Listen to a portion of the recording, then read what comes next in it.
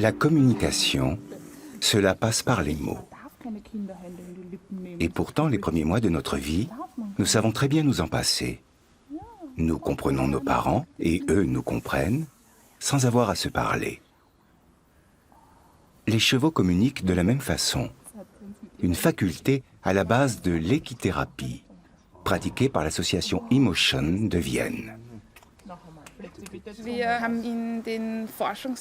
Nous avons mené des études qui nous ont permis de constater que les chevaux perçoivent et réagissent à de nombreux signaux dont nous n'avons même pas conscience. Cela montre qu'ils utilisent un mode de communication différent de celui considéré comme la norme par notre société. Ils sont capables d'établir un véritable contact avec l'homme de façon non verbale.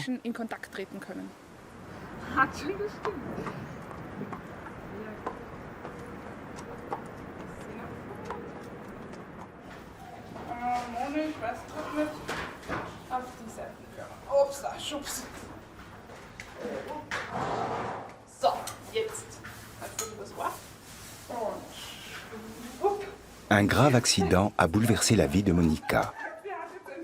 Pendant plusieurs semaines, elle est restée entre la vie et la mort, dans un coma de stade 1. Rien ni personne ne semblait pouvoir la faire réagir.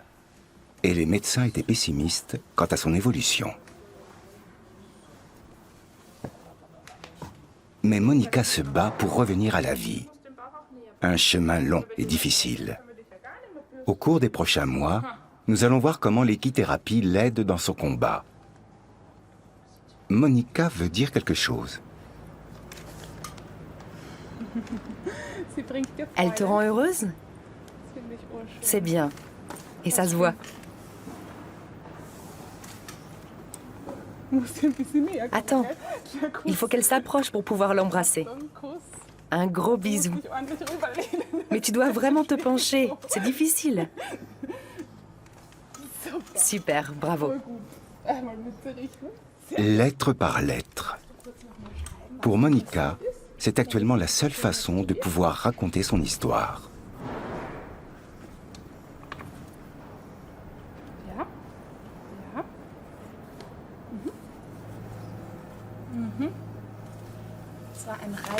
C'était un accident de cheval. L'équitation, c'était ton métier? Je faisais... Oui, j'ai compris, continue.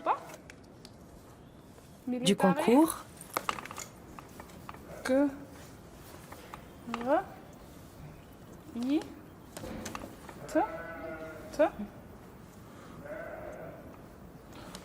Complet? Du concours complet? C'est difficile. 21 mois se sont écoulés depuis l'accident. Monica n'a rien perdu de ses capacités intellectuelles et rêve de pouvoir terminer un jour ses études de droit. Pour beaucoup, c'est un rêve illusoire. Quand la parole vous manque, on vous sous-estime souvent. Le cheval, lui, n'a aucun préjugé. Il devine ce que Monica veut et ressent, rien qu'à son langage corporel. Voir qu'un si grand animal s'intéresse à lui, cela pousse le patient à se battre, pour améliorer sa concentration ou sa coordination. Il faut savoir qu'après un tel coma, il faut tout réapprendre, comme un bébé. Avaler, respirer, rester assis, contrôler chaque mouvement. Grâce à l'échange subtil qu'il crée avec le patient, le cheval permet de relancer ce processus d'apprentissage, ce qui aide à la guérison. Mais comment fonctionne exactement cette guérison? Et surtout, comment en apporter la preuve scientifique? Roswitha Zink et ses collègues se penchent sur la question depuis des années. Roswitha est responsable de l'association d'équithérapie Emotion. En plus des nombreuses formations équestres qu'elle a suivies, elle est aussi éducatrice spécialisée, biologiste et psychologue. L'approche scientifique et la recherche la passionnent autant que les chevaux.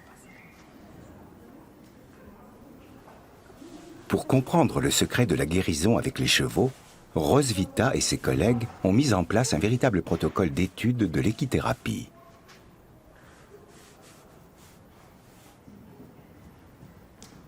À l'aide de caméras vidéo, Il s'agit d'étudier la façon dont les patients et les chevaux effectuent certains exercices ensemble. Objectif premier, décoder le mécanisme de la communication entre l'homme et le cheval.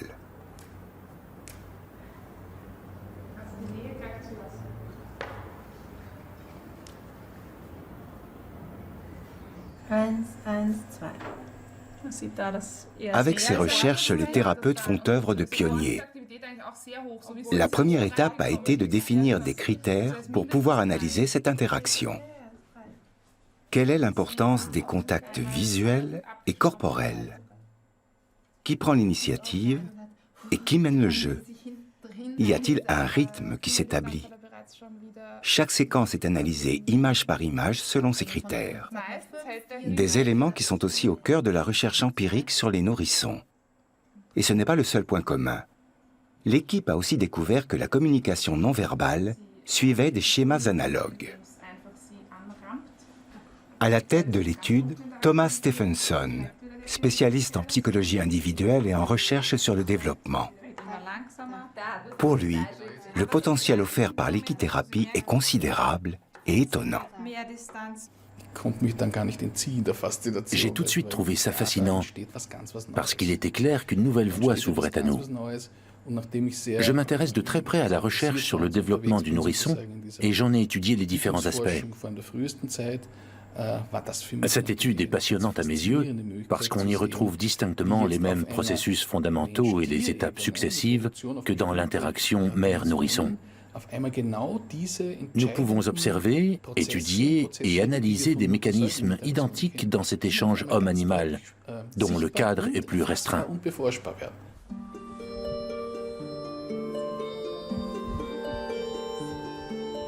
Julie est venue au monde avec un cancer. Elle a été opérée, mais suite à un manque d'oxygène, elle est tombée en coma de stade 1. Depuis quelques semaines, ses parents l'emmènent au contact des chevaux. Une entreprise lourde avec un bébé aussi gravement atteint. Mais ils ont déjà l'impression que cette thérapie aide Julie. Ses muscles très contractés se détendent. Elle perçoit le souffle du cheval et y accorde sa propre respiration.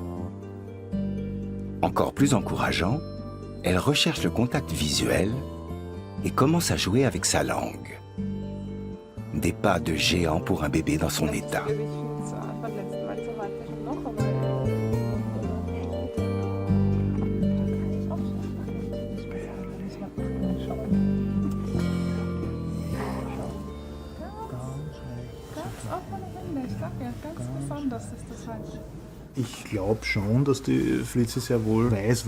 Je pense que Flitzy, la jument, sait parfaitement que certaines choses qu'elle fait entraînent telle ou telle réaction. Ce qui est évident dans son comportement et les signaux qu'elle envoie par rapport à d'autres patients, c'est qu'elle agit avec bien plus de douceur envers Julie.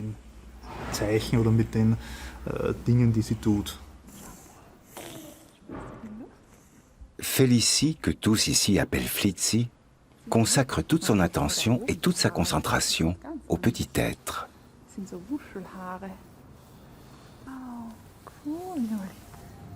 Elle reste immobile pendant de longues minutes pour tenter de créer un lien avec la petite Julie, dans l'espoir de la faire réagir, ne serait-ce qu'avec un tressaillement musculaire ou un mouvement des yeux à peine perceptible pour nous.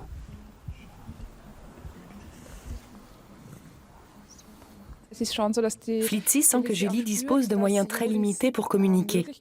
Elle fait donc encore plus d'efforts pour parvenir à une interaction. D'abord, en étant patiente, elle reste longtemps dans une même position, ce qu'elle ne fait pas d'habitude. En général, elle recherche plus activement le contact. Ensuite, elle montre un grand respect. Pour s'approcher, elle attend toujours mon ordre. Elle n'envoie pas de signaux de sa propre initiative. Tout cela montre qu'elle a un rapport très particulier avec Julie.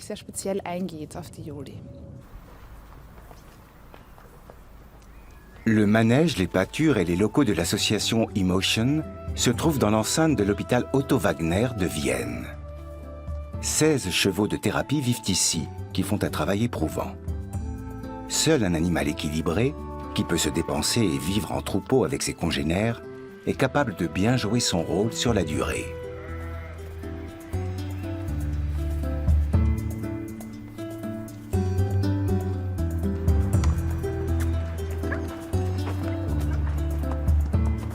Les demandes de prise en charge dépassent largement les capacités de l'association.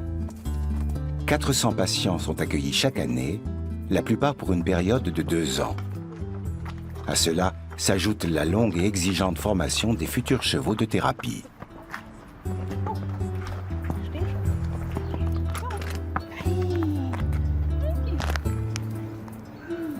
Ayoka, jument de 4 ans, est encore au début de son apprentissage, qui va durer 3 ans. Elle doit d'abord maîtriser des choses fondamentales, essentielles pour n'importe quel cheval. La perception de soi, la maîtrise de son corps, faire confiance à l'homme et être attentif. Pour la formation, comme lors des séances de thérapie, le recours à la force ne mène à rien.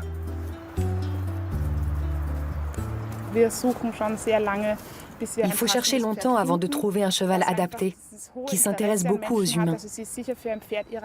Ayoka est une jument très douée pour son âge, y compris dans sa manière d'aller vers l'homme et de lui témoigner son intérêt.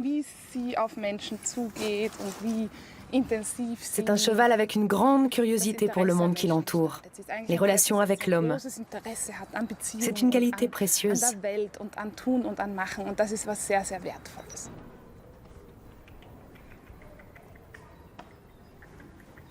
La formation implique aussi de se familiariser avec les objets.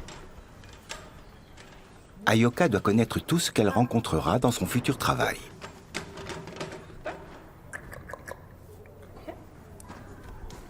Elle doit surtout apprendre à faire attention aux patients en fauteuil roulant, qui ne peuvent pas l'éviter. Elle doit rester maître d'elle-même et ne pas bondir de peur en cas de bruits inconnus ou de mouvements brusques. Vient ensuite la 3e étape, la plus importante. Faire connaissance avec l'être humain. Pendant la formation, il est essentiel que le cheval apprenne que l'homme qui travaille avec lui peut comprendre ses émotions.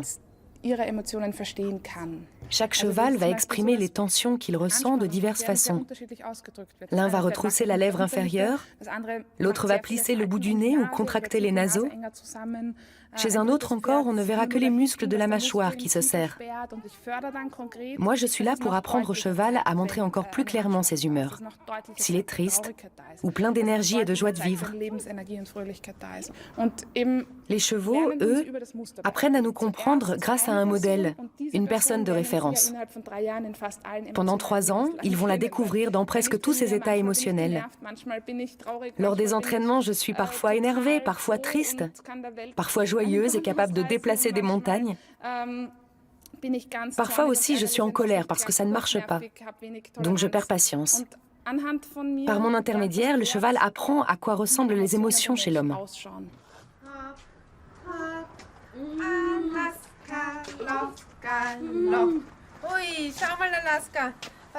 Sarah avait 4 ans à sa première rencontre avec les chevaux. À l'époque, elle vivait repliée sur elle-même, sans le moindre mot ni le moindre regard pour le monde extérieur. Elle avait bien trop peur des gens et de toutes leurs émotions qu'elle ne comprenait pas. Comme tu es grande. Montez. Oui, vas-y, monte.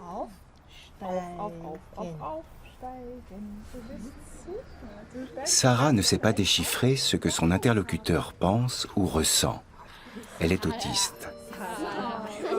Après plusieurs mois de thérapie, l'un des premiers mots qu'elle a prononcés était « Alaska », le nom de son cheval.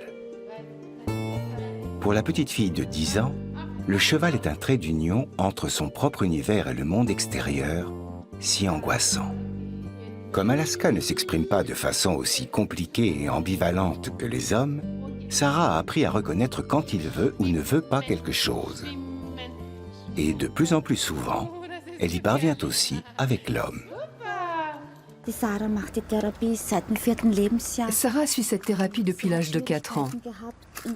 Elle avait des problèmes de concentration, de perception, d'autonomie, de confiance en soi. Elle était très angoissée et on n'avait presque aucun contact visuel avec elle. Je n'ai pas de mots pour dire tout ce que l'association a fait pour nous avec cette thérapie. C'est si important pour Sarah qui a fait d'énormes progrès. La vie au quotidien aussi est devenue plus facile pour nous, les parents.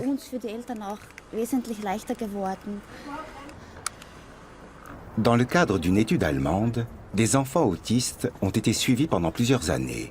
Un groupe a travaillé avec des thérapies classiques, l'autre avec l'équithérapie. Dans ce dernier, on a constaté une nette amélioration de la perception et de la motricité, mais aussi du contact avec autrui et de la communication. Des domaines très difficiles pour les autistes. Malheureusement, le nombre de cas étudiés était insuffisant pour avoir une validité scientifique. Samuel souffre d'une forme particulière d'autisme, le syndrome d'Asperger. Est-ce que tu pourrais, sans que Philou ait peur et sans descendre du tronc, lui faire le tour de l'arbre et revenir par l'autre côté, sans tomber ni effrayer Philou? Samuel présente un QI très élevé et peut mener des opérations rationnelles complexes. Mais les émotions des autres, hommes ou animaux, sont pour lui de véritables énigmes. Si tu ne lui dis pas quoi faire, Philou ne va faire que des bêtises. Se frotter à l'arbre, partir d'un côté, de l'autre, manger. J'y arrive pas. Si, tu peux le faire. Allez, on se lève.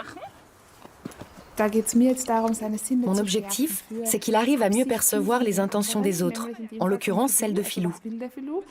Que veut-il faire et comment l'exprime-t-il avant de le faire? Le problème de Samuel, c'est que si Philou veut manger de l'herbe, il ne le comprend que lorsqu'il est déjà en train de manger.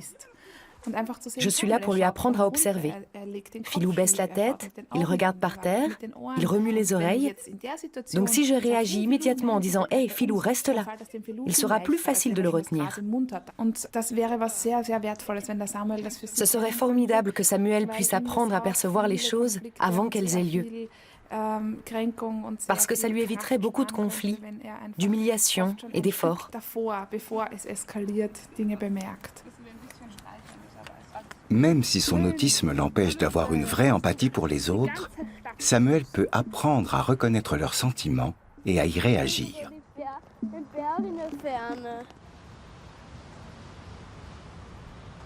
On manque encore de preuves quant au degré d'efficacité de la thérapie avec les chevaux.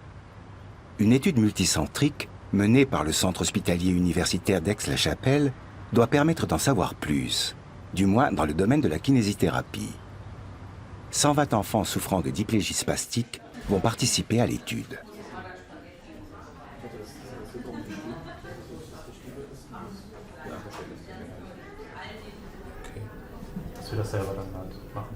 Les critères d'inclusion sont stricts pour que l'étude réponde aux plus hautes exigences scientifiques.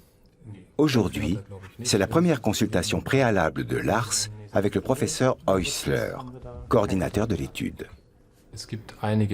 Nous sommes obligés d'utiliser certains tests standardisés pour que notre étude soit considérée comme fiable. Le problème, c'est qu'une grande partie des évolutions, des progrès ou des changements résultant d'une thérapie ne peuvent qu'être difficilement constatés ou quantifiés avec les méthodes existantes. Pendant 1 an, l'évolution des capacités motrices de Lars va être suivie de près. Les participants sont divisés en 2 groupes. Le premier fait du cheval, l'autre pas. Au bout de 6 mois, c'est l'inverse. Ce plan d'études croisées permet d'obtenir des données comparatives. Lars, qui fait partie du premier groupe, se réjouit de pouvoir bientôt monter à cheval. Essaie de faire rouler la balle vers l'avant avec ta main. N'importe laquelle. Parents et enfants doivent aussi remplir des questionnaires sur leur qualité de vie. Des contraintes auxquelles ils se plient volontiers, car ils espèrent qu'au final, si cette thérapie fait ses preuves, les caisses d'assurance maladie accepteront de la prendre en charge. L'étude associe plusieurs hôpitaux et des équiciens expérimentés, une condition nécessaire pour obtenir un échantillon de patients suffisant. Elisabeth Wimmenauer, qui travaille en Belgique, à quelques kilomètres d'Aix-la-Chapelle, va s'occuper de Lars. Regarde, elle sourit aussi. Tu veux continuer? La diplégie spastique est une maladie congénitale et Lars devra faire des séances de kiné toute sa vie. Des exercices souvent fatigants, parfois ennuyeux. Mais à cheval, il ne se rend même pas compte qu'il s'agit aussi de thérapie. Un malade atteint de diplégie spastique a un tonus musculaire trop faible dans le tronc et trop fort dans les jambes. Quand il monte à cheval en se laissant guider, le tonus musculaire du tronc augmente alors qu'il diminue dans les membres. On voit nettement qu'au fil du temps, la posture des patients s'améliore, que leurs membres sont plus souples et déliés. La raison est simple. Quand le cheval marche au pas, on subit alternativement une force de poussée qui fait beaucoup travailler les abdominaux et une force inverse qui fait travailler les muscles du dos. Tous les muscles, les articulations et même le cerveau du patient sont ainsi stimulés. Un cheval marchant au pas reproduit presque le même mouvement que si le patient marchait lui-même. Au début, mes jambes étaient raides. Elles ont commencé à se détendre et maintenant, elles sont toutes souples. C'est grâce au cheval. Parce qu'avec la selle, elles sont écartées. Lionel participe lui aussi à l'étude. Il lui a fallu du temps pour se familiariser avec son impressionnante monture, car Lionel est aveugle. Das kennst du ja.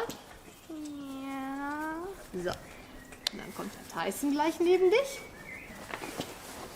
Voilà. Mach das. Okay. Tu es bien installé? Ja. Okay. Gut so. Ach ja, Fell ist weich, ne? C'est tout doux.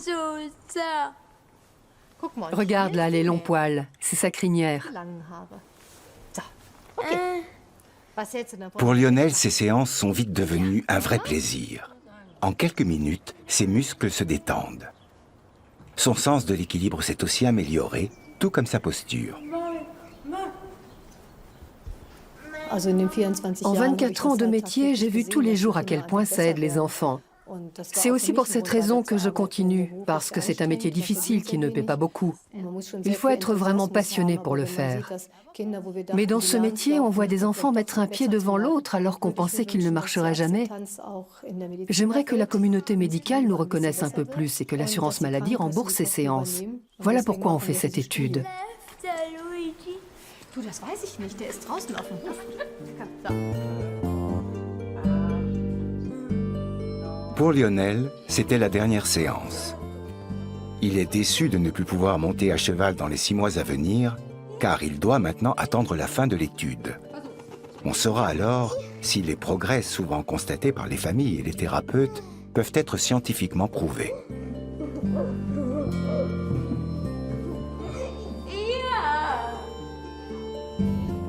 Claudia, geht mal.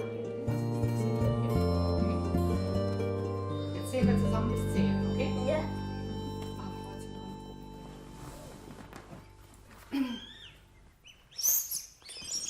50 enfants ont déjà bénéficié de l'hypothérapie. Quand les 70 autres enfants auront eux aussi fini leur séance, on aura enfin une idée de son efficacité. Mais une tendance se dessine déjà. Si on compare la période juste avant et juste après l'hypothérapie, on voit que pour 4 patients sur 5, la fonction motrice s'est globalement améliorée. Même pour ceux dont la progression est moins nette, quand on leur demande quelle est leur impression ou celle de leurs parents après l'hypothérapie, on se rend compte qu'il y a eu des améliorations qui ne sont pas mesurables sur le plan moteur. Par exemple, dans le tonus musculaire au niveau du tronc ou la capacité à s'asseoir seul. L'un des enfants a aussi appris à mieux se repérer dans son environnement. Il est plus confiant dans ses déplacements. Ce sont des choses difficiles à mesurer concrètement. On peut le comparer au cas d'un bébé qui grandit, d'un jeune enfant qui apprend plein de choses à la fois. Jour après jour, il y a des petits détails, des progrès qui ne sont pas mesurables par un test, mais que les parents perçoivent. C'est pareil pour nous.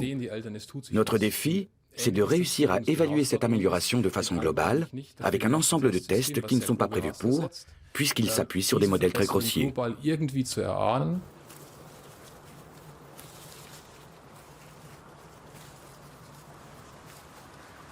Pourquoi les chevaux font-ils d'aussi bons accompagnateurs thérapeutiques?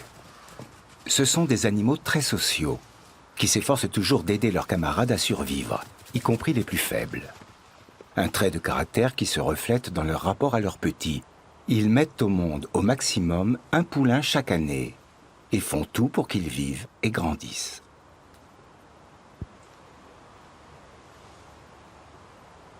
Ce n'est pas dans la nature des chevaux de mettre d'emblée un jeune à l'écart parce qu'il est handicapé. Au contraire, ils font tout leur possible pour qu'il s'en sorte quand même. C'est leur caractère. Ils veulent intégrer même les plus faibles au troupeau. Je pense que c'est pour cela qu'ils s'intéressent autant aux humains dont ils perçoivent clairement qu'ils leur sont inférieurs. Ils veulent les réconforter, les soutenir, les motiver, leur donner de la force.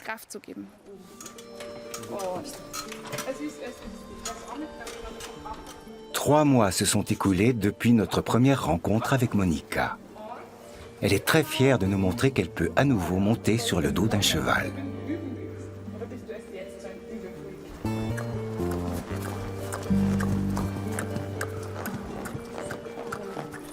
Elle communique aussi beaucoup plus facilement, même si les mots restent encore bloqués.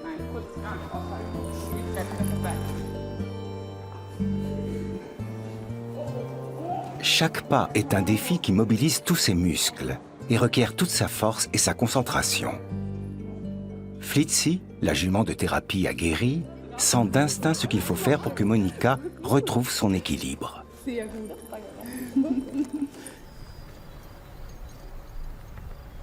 Monica vit dans le massif du Wienerwald. La famille possède une ferme et un hôtel-restaurant près desquels vivent les chevaux de Monica. Même si plus personne ne les monte, les vendre est hors de question. Ils comptent trop pour Monica, disent ses parents. Ils lui donnent la force et le courage de continuer à se battre pour retrouver tout ce qui allait de soi avant l'accident. Parler, marcher, étudier, monter à cheval.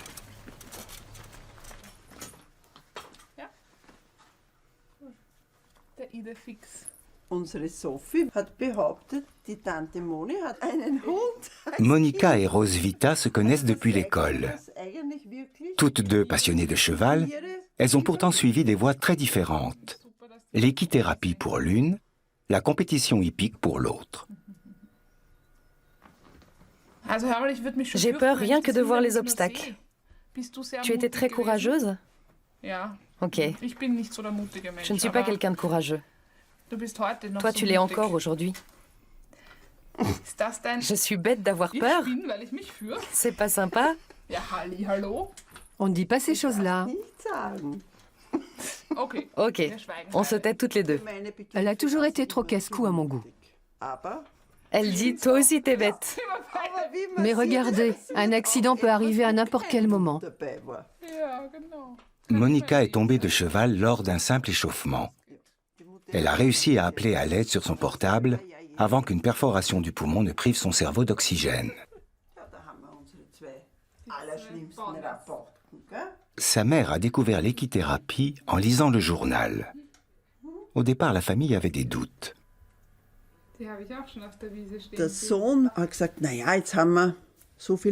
Mon fils trouvait stupide d'aller là-bas, alors qu'on a tous ces chevaux chez nous.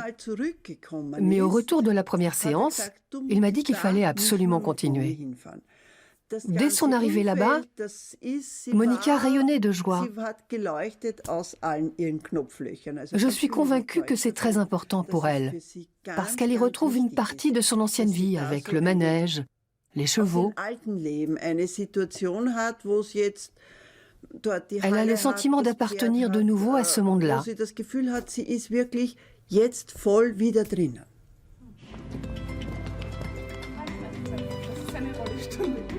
Si Bettina est là aujourd'hui, c'est un petit miracle. Il y a 3 ans et demi, elle a été renversée par une voiture. Graves blessures internes, coma de stade 1 pendant plusieurs semaines, les médecins n'avaient pas grand espoir. Elle a dû tout réapprendre en revenant progressivement à la vie. Respirer, avaler, être assise.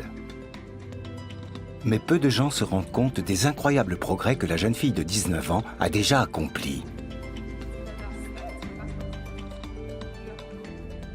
Souvent, le regard s'arrête avec pitié à son fauteuil roulant. Et comme Bettina a encore du mal à s'exprimer, le dialogue est difficile. Flitzy, elle, a su l'écouter dès le début. Au début, je te comprenais par l'intermédiaire de Flitzy. Elle savait parfaitement lire ton langage corporel et répondre à ce que tu lui disais, à tes intentions. Elle sentait si tu étais dans une phase de repli ou de progression, si tu voulais tenter quelque chose de nouveau, ou s'il valait mieux faire une pause et prendre son temps. Le langage corporel, c'est incroyable.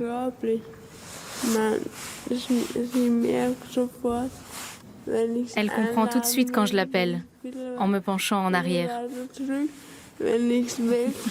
La voilà qui arrive.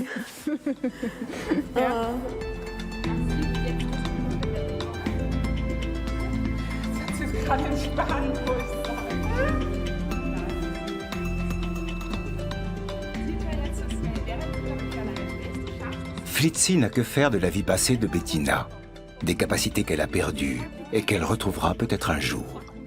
Elle ne s'intéresse qu'à l'instant présent, toujours disponible et sans porter de jugement. Avec elle, Bettina découvre un autre monde où rien d'autre ne compte que ce qu'elles sont en train de vivre ensemble à ce moment précis.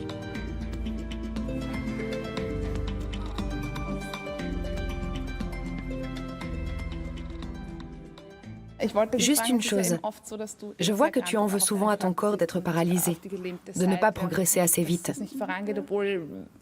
Alors que pour nous, tu fais des progrès fous. Oui, pour vous. Pour toi, ça ne va pas assez vite. Mais regarde la séance d'aujourd'hui. Même avec tes capacités actuelles, tu arrives à te faire comprendre par un animal de presque 600 kilos.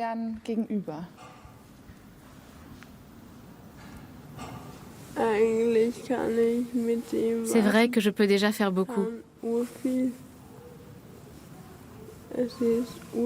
C'est génial de savoir que je peux guider un cheval de 600 kilos.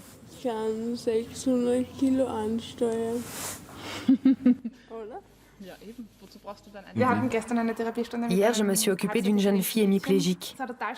Le problème de la frustration qu'elle a beaucoup de mal à gérer est intéressant. Évidemment, se retrouver hémiplégique quand on est ado, c'est terrible. Réunion de travail avec le professeur Thomas Stephenson à l'université Sigmund Freud de Vienne. Roswitha Zink et sa collègue Dorothea Gansterer présentent des exemples de leur travail. Ensemble, ils analysent le déroulement des séances de thérapie. Le professeur de pédagogie psychanalytique, qui ne s'était jamais intéressé aux chevaux, reconnaît que leur façon de communiquer leur permet parfois d'établir plus rapidement et plus directement un lien avec le patient.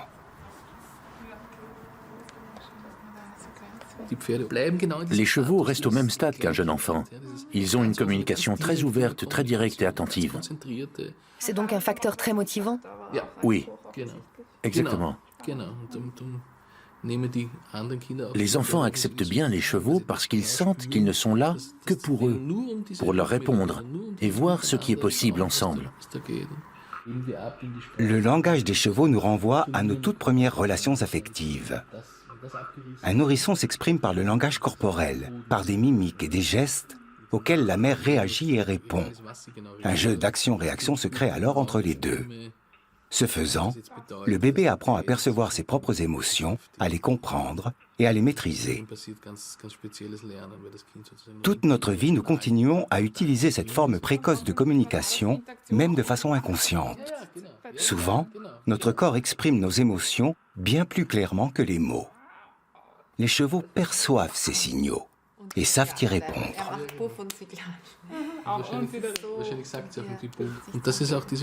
On peut tracer un parallèle remarquable entre la relation cheval-patient et la relation mère-nourrisson.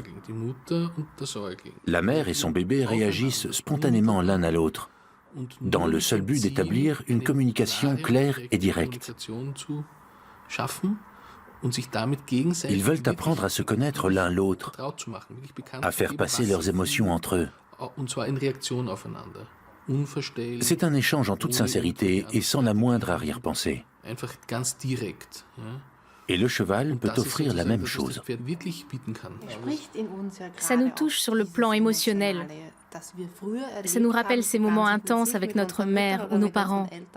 On retrouve ces sensations avec le cheval, ce qui déclenche quelque chose.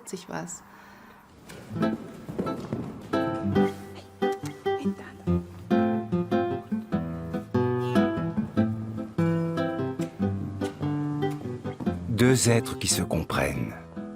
C'est un jeu subtil, en toute liberté, qui n'a rien à voir avec le dressage. Chacun réagit à l'autre et avec l'autre, dans une langue qu'ils comprennent tous les deux.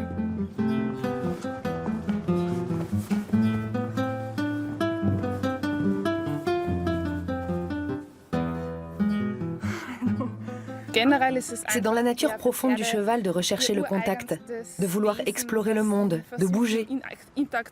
Voilà pourquoi être cheval de thérapie est un beau métier pour la plupart d'entre eux, à condition qu'ils aient un certain don pour l'interaction et les relations.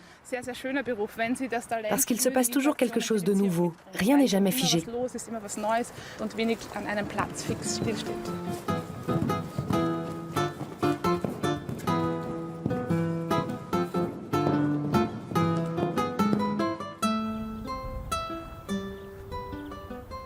En Lorraine, à mi-chemin entre Metz et Nancy, se trouve la ferme de l'association Equited, une structure à vocation multiple. Médecins, kinésithérapeutes, psychologues et spécialistes des chevaux y travaillent main dans la main pour aider des personnes handicapées ou malades, former de futurs équiciens et étudier le potentiel de l'équithérapie afin de mieux la faire connaître.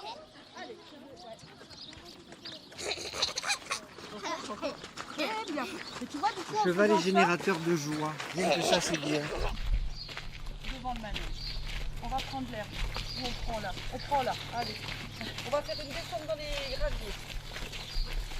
Je me suis rendu compte que le cheval me renvoyait tout un tas d'informations que nous n'avions pas décelées lorsqu'on avait vu les malades en établissement avec les kinésithérapeutes ou dans les salles d'examen. Et le cheval devenait en quelque sorte une source d'informations que je n'aurais pas eu autrement. Et puis il y a eu une autre chose aussi très importante, c'est que ces malades, qui souvent avaient eu de graves traumatismes, avaient un schéma corporel tout à fait modifié, une perception d'eux-mêmes qui n'était plus celle qu'ils avaient alors qu'ils étaient valides. Et le cheval, son effet valorisant, participait à la réconciliation du malade avec lui-même. D'une part parce que le malade se voyait valorisé par le cheval, et aussi et surtout parce que le cheval valorisait la personne par rapport à sa famille et à son entourage. Hop là, c'est parti. Des constats pourtant difficiles à prouver. En France aussi, peu d'études sur le sujet répondent à toutes les exigences scientifiques pour deux raisons principales. Le manque d'argent et la faible implication des universités à qui les tests cliniques de médicaments assurent une plus grande reconnaissance scientifique. Bien, tu te remets bien au milieu. Et puis... Pourtant, l'équitation apporte un vrai plus en kinésithérapie. Le cheval transmet entre 90 et 110 mouvements à son cavalier par minute dans toutes les directions, ce qui s'apparente fortement à de la marche à pied.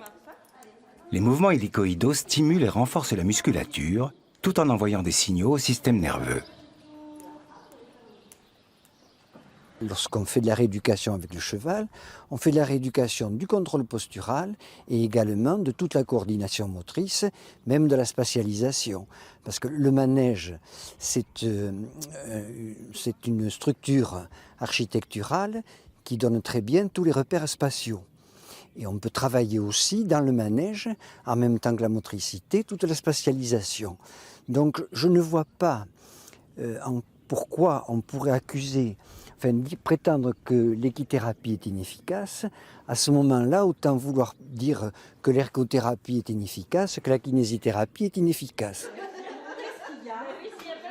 La formation d'équicien dispensée ici inclut de longues semaines d'études théoriques et impose plusieurs stages. Isabelle Claude est présidente d'Equited et de l'une des plus grandes fédérations d'équiciens françaises, Andy Cheval. Elle est parfaitement consciente des lacunes et des différences de qualification dans le métier. Comme il n'est pas encadré par la loi, il existe une multitude de diplômes, de cursus et d'examens sans aucune garantie sur la durée, l'exhaustivité et la qualité de la formation. Ne cherchez pas, gardez-le forcément.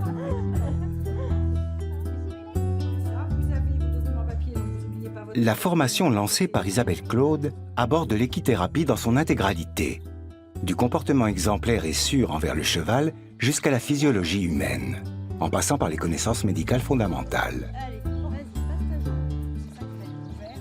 Aujourd'hui, elle reçoit plusieurs élus, dont Jean-Yves Le Déaut, député de Meurthe-et-Moselle. Donc, notre idée, c'est de ne pas de la couvrir entièrement. Le sable de Saint-Avold. Là, les carrières, faut qu'on les réhabilite parce que...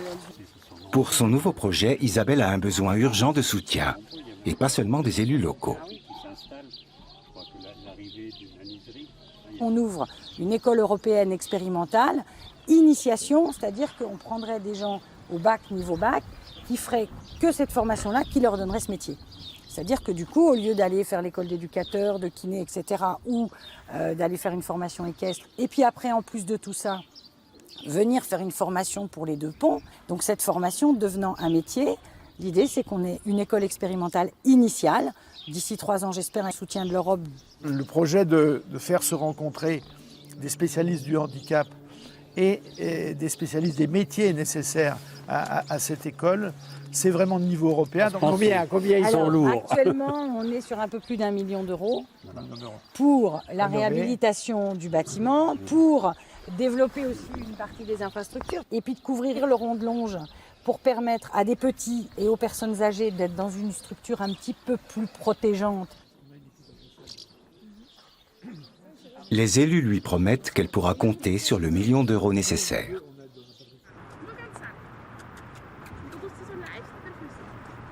De retour à Vienne, à l'association Emotion. Louise ne parlait plus, ni à l'école, ni avec ses amis, et encore moins avec des thérapeutes. Un trouble appelé mutisme total. Elle s'était entièrement repliée dans son propre monde. Une interview aurait été inconcevable.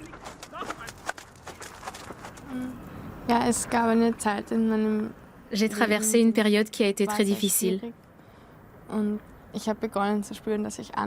J'ai senti que j'étais différente des autres enfants de mon âge.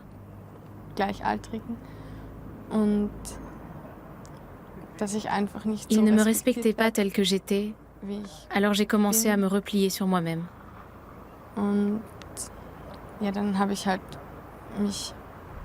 Je me suis refermée de plus en plus et j'ai rompu tout contact avec les autres gens. Même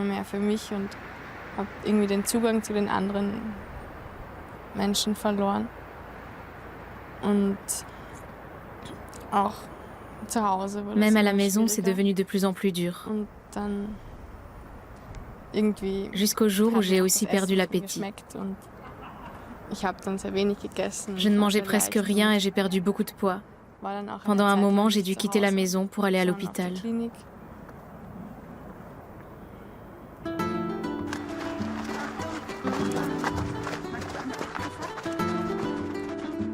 Murée dans son silence, Louise n'acceptait plus rien venant du monde extérieur. Pour éviter qu'elle meure de faim, elle a dû être nourrie par sonde. Elle se sentait comme une ombre, un fantôme incapable de se faire comprendre par les autres.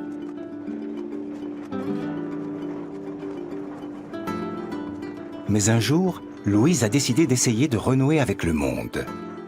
Les chevaux l'ont aidée à sortir de son isolement. Ils n'attendent rien, ne demandent rien. Avec eux, les mots sont superflus. Sehr gut.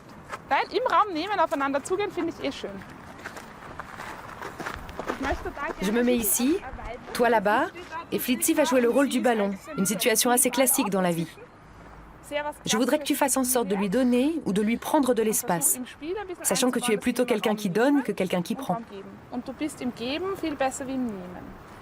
Au début, c'est Flitzy qui a servi d'interprète entre l'équissienne et la jeune fille silencieuse dont elle révélait les sentiments et l'état d'esprit. Rapidement, il s'est avéré que même si Louise ne parlait pas, elle pouvait communiquer et en avait même envie. Communiquer avec les chevaux, c'est comme jouer de la musique.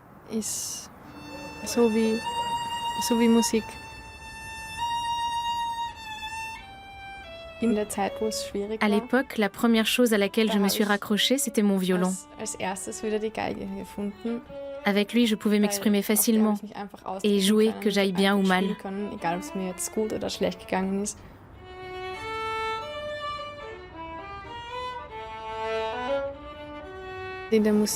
Quand je joue, je me sens moi-même. Je peux m'exprimer comme j'en ai envie. Quand je suis avec les chevaux, c'est une étape de plus vers la parole, le dialogue, parce que eux, ils me répondent. Les chevaux répondent à ce qu'ils perçoivent chez leur interlocuteur humain. L'homme doit seulement apprendre à interpréter leurs signaux.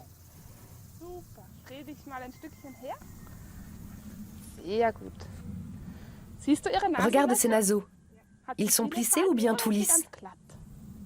Non, elle ouvre grand les naseaux. Ça veut dire qu'elle est à l'aise. Sa respiration est aussi un signal important pour dire comment elle se sent avec toi. Est-ce qu'elle est mal à l'aise ou en confiance dans cette relation? Est-ce qu'elle est hésitante? C'est parfait. Les chevaux ont différentes façons d'exprimer ce qu'ils ressentent et ce qu'ils captent chez les autres.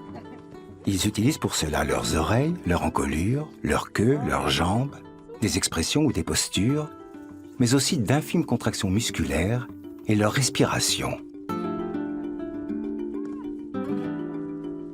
Il faut une grande expérience pour comprendre ces signaux. Dès la première séance, Louise a été fascinée par un mode de communication aussi subtil.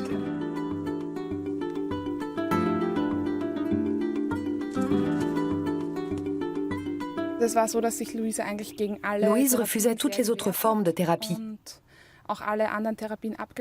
Elle avait tout arrêté et refusait de continuer. Elle restait muette, sans répondre à l'aide proposée lors des différentes thérapies verbales.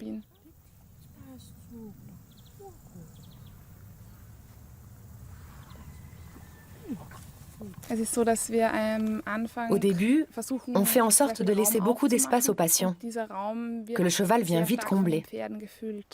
Nous, les thérapeutes, on essaie de rester très en retrait, tout en étant présent. On est très concentré, on est là pour le patient et le cheval. Mais on essaie de laisser le plus de champ possible au cheval pour qu'il décide lui-même du déroulement des choses. Dans ces situations extrêmes, ou ces phases aiguës, ils ont une très bonne intuition pour ce qu'il convient de faire.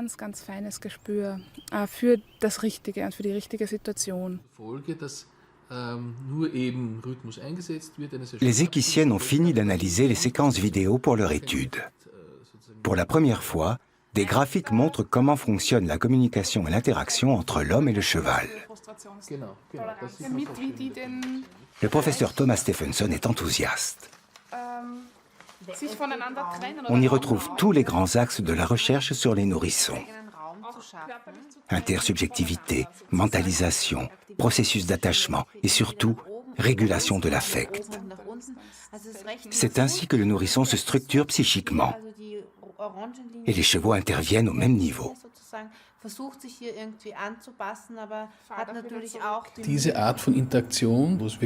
C'est une forme très concrète d'interaction qui passe par une communication très directe et avec une vraie intersubjectivité. À ce niveau, un cheval est même plus doué qu'un thérapeute humain pour tout un tas de choses. Il ne se laisse pas entraîner dans une sorte de communication névrotique, pour dire les choses crûment, qui risque d'encourager l'enfant à reprendre ses vieux schémas.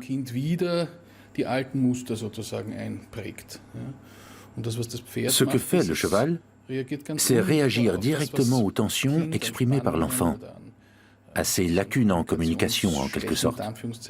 L'enfant peut ainsi mieux ressentir sa façon d'agir. Il voit aussi qu'il est capable d'influer sur les choses. Par exemple, quand il parvient à faire venir le cheval à lui ou à le garder à distance.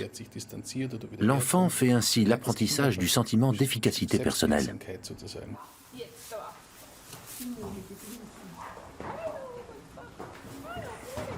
Neuf mois plus tôt, nous avons fait la connaissance de Monica. Les progrès qu'elle a faits entre-temps sont impressionnants.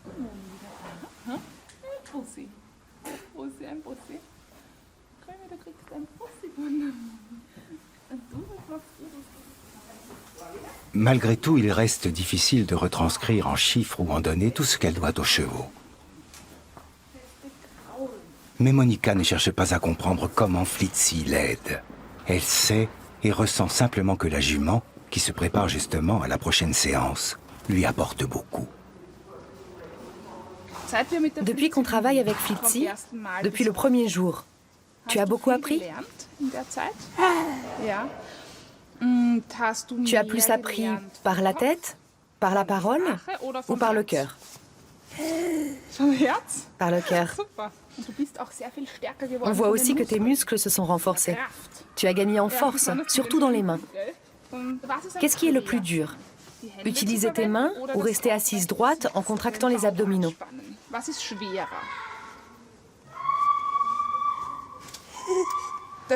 Être assise, tu l'as très bien dit. Même ta diction s'est beaucoup améliorée, surtout quand tu dis Flitzy.